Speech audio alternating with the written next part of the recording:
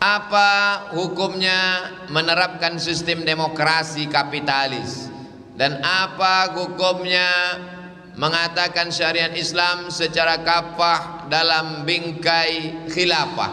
Ada yang namanya fikih. Fikih itu dibagi lagi, ada namanya fikih ibadah, salat, zakat, puasa, haji. Ada lagi namanya fikih muamalat, jual beli, dagang, mudharabah, bagi hasil, murabahah, permodalan, musaqah, sewa menyewa, gadai menggadai, menghidupkan tanah untuk pertanian. Ini namanya fikih muamalah, ekonomi. Ada lagi namanya fikih jihad. Siapa yang akan diangkat menjadi panglima jihad, siapa yang itu kafir harbi, siapa kafir zimmi, siapa yang non muslim tapi tetap dijaga darahnya. Ada namanya fikih siyasah, disebut juga dengan siyasah syar'iyah, disebut juga dengan min fiqhid daulah, disebut juga dengan fiqhul khilafah. Ditulis oleh ulama mazhab Syafi'i, meninggal 450 Hijrah. Namanya Imam penarang kitab Al-Hawi Al-Kabir. Itulah dia kitab yang ditulis berjudul Al-Ahkam As-Sultaniyah, Imam Al-Mawardi. Al-Ahkam, hukum-hukum, As-Sultaniyah, tentang kekuasaan. Bagaimana cara mengangkat pemimpin? Wa amruhum syura bainahum, bermusyawarah di antara kita. Bagaimana cara mengangkat ulil amri? Nama orang yang bermusyawarah itu namanya ahlul halli wal aqdi, karena tidak sama antara suara orang yang berilmu dengan orang yang tidak berilmu. Sedangkan dalam demokrasi tak ada beda antara suara diplomat dengan penjual tomat. Penjual tomat yang tersinggung, nanti takut saya asosiasi penjual tomat melaporkan saya pula. Itu sekedar perumpamaan saja. Maka orang-orang yang berilmu, orang-orang yang cendekiawan, orang-orang yang alim ulama bermusyawarah untuk mengangkat pemimpin.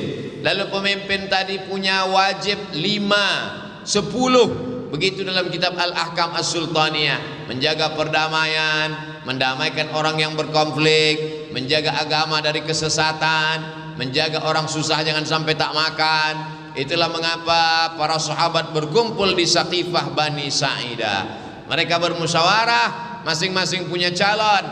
Orang Muhajirin punya calon Umar bin Khattab, orang Ansor punya calon Sa'ad bin Ubadah. Mereka bermusyawarah, tereliminasi Sa'ad bin Ubadah karena dia tidak Quraisy. Karena hadis Nabi berkata, al-a'immah min Quraisy, pemimpin mesti diangkat dari golongan Quraisy. Akhirnya terangkatlah Umar bin Khattab. Tapi kata Abu Bakar Siddiq, Umar bin Khattab mengatakan Abu Bakar lebih layak, karena waktu Nabi sakit Abu Bakar yang diangkatnya menjadi imam sholat. Imam sholat mengindikasikan akan menjadi imam besar, imam sebuah kekuasaan. Diangkatlah Abu Bakar Siddiq. Meninggal Abu Bakar, Abu Bakar berwasiat, kalau aku meninggal nanti akan naik Umar. Umar pun naik. Meninggal Umar bin Khattab, Umar tidak meninggalkan wasiat. Sahabat berkumpul bermusyawarah, lalu kemudian tinggal 6 orang. 6 orang menetapkan, naiklah Utsman bin Affan.